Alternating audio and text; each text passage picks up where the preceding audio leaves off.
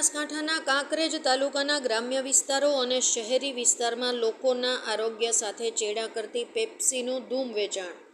પ્રાપ્ત વિગતો અનુસાર કાંકરેજ તાલુકાના વેપારી મથક થરા ખાતે પ્લાસ્ટિકની થેલીઓમાં ભરાઈને જુદા જુદા માર્કાવાળી અલગ અલગ ફ્લેવરની પેપ્સીનું ધૂમ વેચાણ કરવામાં આવી રહ્યું છે. ત્યારે હવે શિહોરી બજારમાં ગાડી ભરીને થરાથી 2 ફેક્ટરીમાંથી માલ મૂકીને લોકોને ઝેર પીવડાવી રહ્યા છે.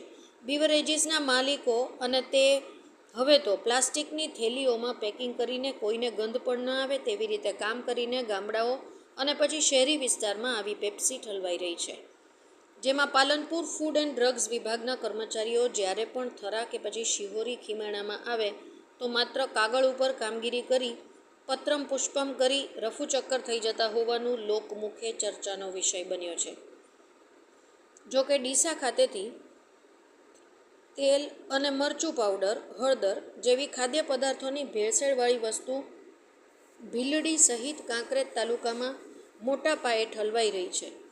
જેમાં સૌથી અગત્યની બાબત વિશે વાત કરીએ તો શિહોરીના એક જાગૃત નાગરિક દ્વારા લેખિત રજૂઆત કરવામાં આવી હતી. જેમાં ડીસાની તેલની મિલમાં રેડ કરી નાટક કરાયા હોવાનું કહેવાય છે અને જે તે મિલ માલિક સામે કડક કાર્યવાહી કરવામાં ન હોવાનું કહેવાય છે.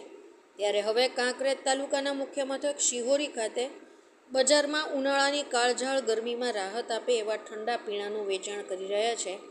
ત્યારે હવે પ્લાસ્ટિકની થેલીઓમાં ભરાઈને બાળકોના આરોગ્ય સાથે ચેડા કરતી પેપ્સી ઠલવાઈ રહી છે. ત્યારે તંત્ર દ્વારા તાત્કાલિક અસરથી જે તે પેપ્સીના કારખાના ઉપર તપાસ કરવામાં આવે તો ઘણું બધું રેકેટ બહાર આવી શકે તેમ છે.